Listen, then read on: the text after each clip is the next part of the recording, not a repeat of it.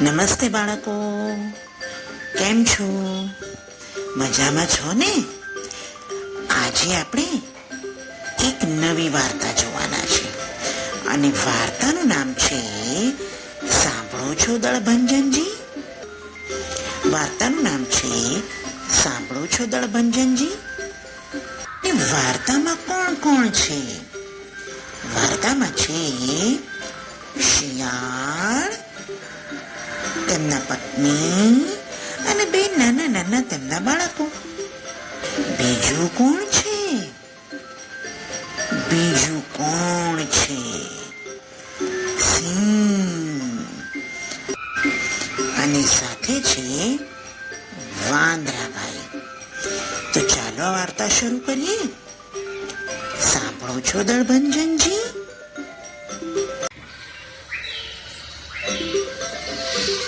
જંગલ હતું. એ જંગલમાં ઘણા બધા પ્રાણીઓ રહે. એક દિવસની વાત છે. શિયાળ અને તેમના પત્ની જંગલમાં ફરતા ફરતા ફરતા દૂર દૂર નીકળી જાય છે અને તેમના બાળકો, નાના નાના બચ્ચા થાકી જાય છે.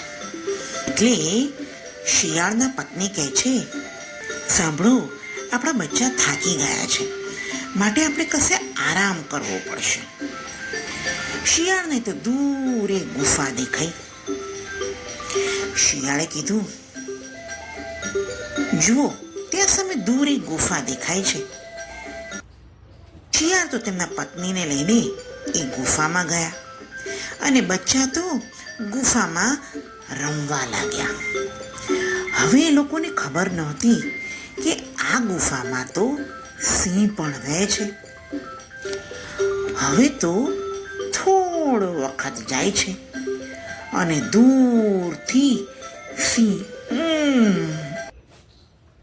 ચમક્યો. ત્યાં તો વળી શિયાળ બોલ્યો, આ આવે છે સિંહ, હમણાં જ એનો શિકાર કરીને લાવું. સિંહના મનમાં એમ થયું, જરૂર મારા કરતા કોઈ મોટો અને ખૂંખાર પ્રાણી મારા ગુફાની અંદર આવી ગયો છે. મારા કરતા પણ મોટું અને ખૂંખાર પ્રાણી મારી ગુફામાં આવી ચડ્યું લાગે છે અને તેના બચ્ચા રડતા લાગે છે અને તે મારો શિકાર કરવા માંગે છે. સિંહ તો ત્યાંથી ઊભી પૂંછડીએ નાઠો. એ દોડ્યો ઊભી પૂંછડે નાઠો. ત્યાં રસ્તામાં તેને વાંદરાભાઈ મળે છે. વાંદરાભાઈ કહે છે, અરે ઓ સિંહભાઈ, આમ હફડા ફાફડા થઈને ક્યાં દોડો છો? સિંહ કહે છે, ભાઈ, મારી ગુફામાં કોઈ મારાથી પણ તાકાતવર પ્રાણી આવી ગયું છે અને તેના બચ્ચા માટે મારો શિકાર કરવા માંગે છે. વાંદરો કહે, એવું તો કઈ હોય? સિંહથી મોટું કોઈ હોય જ ના શકે. ચાલો આપણે બંને તમારી ગુફા પાસે જઈએ. સિંહ કહે છે, ના રે ના, મારે નથી આવવું, કોઈ તાકાતવર પ્રાણી લાગે છે. વાંદરો કહે છે, અરે સિંહભાઈ, તમે તો જંગલના રાજા કહેવાઓ, આમ ગભરાશો તો કેવી રીતે ચાલશે? ચાલો. વાંદરો કહે છે, અરે સિંહભાઈ, આમ તો કેમ ગભરાવાથી ચાલશે? જુઓ, તમે ગભરાશો નહીં. હું મારી પૂંછડીને તમારી પૂંછડી સાથે બાંધી દઉં છું, જેથી કરીને આપણે બંનેને એકબીજાનો સહારો રહે. સિંહ કહે છે, સારું. હવે વાંદરાભાઈએ તો તેની પૂંછડીને સિંહની પૂંછડી સાથે બાંધી દીધી. હવે બંને જણ આગળ ચાલતા જાય. વાંદરાભાઈ તો હૂપ કરતા આગળ ચાલે, સિંહભાઈ ગભરાતા પાછળ. હવે સિંહની ગુફા આગળ પહોંચવા આવ્યા. ફરી શિયાળે જોયું, અરે, આ સિંહ તો વાંદરાને લઈને આવ્યો છે. શિયાળે તો ફરી યુક્તિ કરી,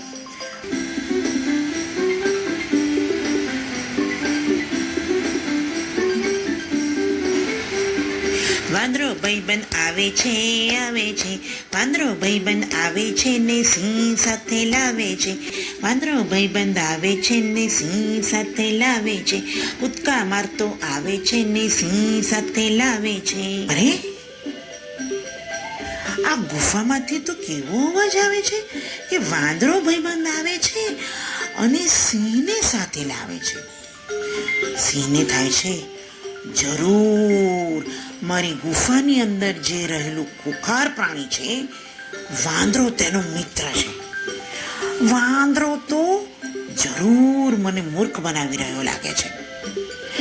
સિંહ તો ઊભી પૂંછડીએ ત્યાંથી ભાગ્યો અને વાંદરાભાઈની પૂંછડી તો સિંહભાઈ સાથે બાંધેલી હતી.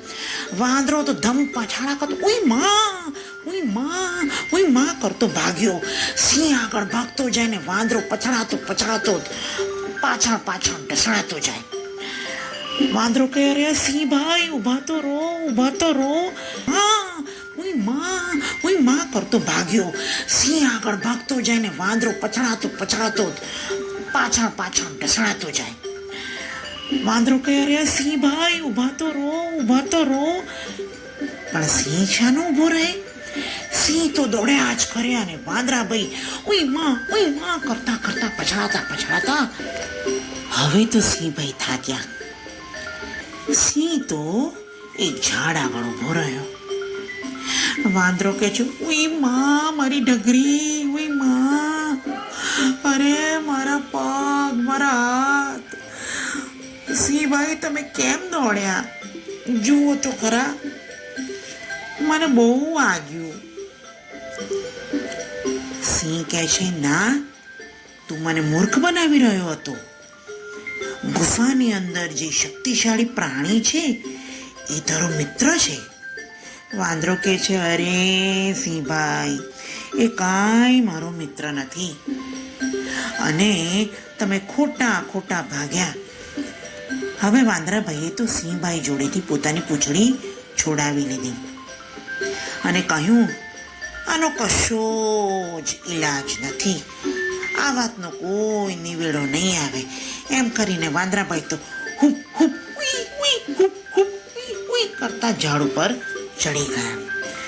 સિંહભાઈ તો બીજી ગુફા જોઈ અને ત્યાં રહેવા લાગ્યા.